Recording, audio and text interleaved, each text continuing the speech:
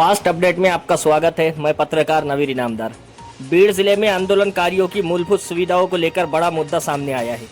जिला अधिकारी कार्यालय के सामने धरना देने वाले नागरिकों ने प्रशासन पर गंभीर आरोप लगाए हैं। आंदोलन स्थल पर न तो रहने के लिए शेड है, न पीने का पानी और न ही शौचालय की सुविधा। तेज गर्मी में आंदोलनकारियों की हालत खराब होती जा रही है, जिससे किसी भी अप्रिय घटना की आशंका जताई जा रही है। सामाजिक कार्यकर्ता डॉक्टर गणेश ढौड़े के नेतृत्व में प्रशासन को आरती भेंट जैसा अनोखा विरोध प्रदर्शन किया गया। इस दौरान मुख्यमंत्री, उप मुख्यमंत्री और पालक मंत्री को जिलाधिकारी के माध्यम से निवेदन सौंपा गया। आंदोलनकारियों के मुख्य मांगे ये है कि आंदोलनकारियों के लिए शेड, पानी और शौचालय की व्यवस्था की जाए।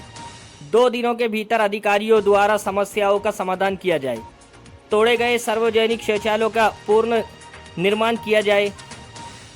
इस आंदोलन में कई सामाजिक कार्यकर्ता और संगठन शामिल है। अब सवाल ये पैदा होता है कि क्या प्रशासन अब जागेगा? क्या आंदोलनकारियों की मांगे पूरी होंगी? अपनी राय कमेंट में ज़रूर दें। धन्यवाद।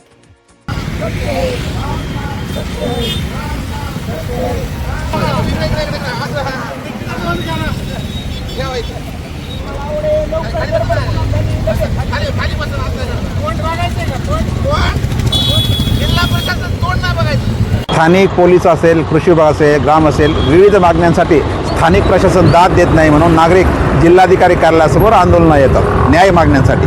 मात्र जिल्हाधिकारी कार्यालयासमोर लोक 8-8 दिवस, 15-15 दिवस त्या ठिकाणी उपोषण करतात। प्रशासन लक्ष देत नाही। 3.5 वर्षापूर्वी याच ठिकाणी आप्पासाहेब पवार नावाच्या पारध्याचा उपोषण करताना मृत्यू झालेला आहे। 3.5 वर्षापूर्वी विस्तार रुंदीकरणाच्या नावाखाली जिल्हा प्रशासनानं मोठमोठी झाडं तोडली, जी आंदोलनकर्त्यांची सावली होती। मात्र गेल्या 4 वर्षापासून आम्ही वारंवार जिल्हा प्रशासनाला म्हणतो की या ठिकाणी आंदोलनकर्त्यांनी निवारा शेड बांधण्यात यावं, पिण्याच्या पाण्याची, स्वच्छतागृहाची सोय करण्यात यावी। मात्र प्रशासन ऐकत नाही। प्रशासनाला आम्ही ते सांगितलं, जर प्रशासन करत नसेल तर आम्ही लोकवर्गणीतून बांधतो, प्रशासनाला मंजुरी द्यावी। मात्र प्रशासन मंजुरी देत नाही। सध्या खूप उन्हाळा आहे आणि अशा आमरण उपोषणामध्ये एखाद्या माणसाचा मृत्यू होऊ शकतो आणि त्यामुळं जिल्हा प्रशासन या ठिकाणी बेजल्याचं मृतप्राय झालेला आहे। जिल्हा प्रशासनाला त्याची लक्ष वेधण्यासाठी आज आम्ही जिल्हाधिकाऱ्यासमोर तिरडी आंदोलन केलं आणि तिरडी आंदोलन जे आहे ते जिल्हा प्रशासनाला भेट देणार आहोत।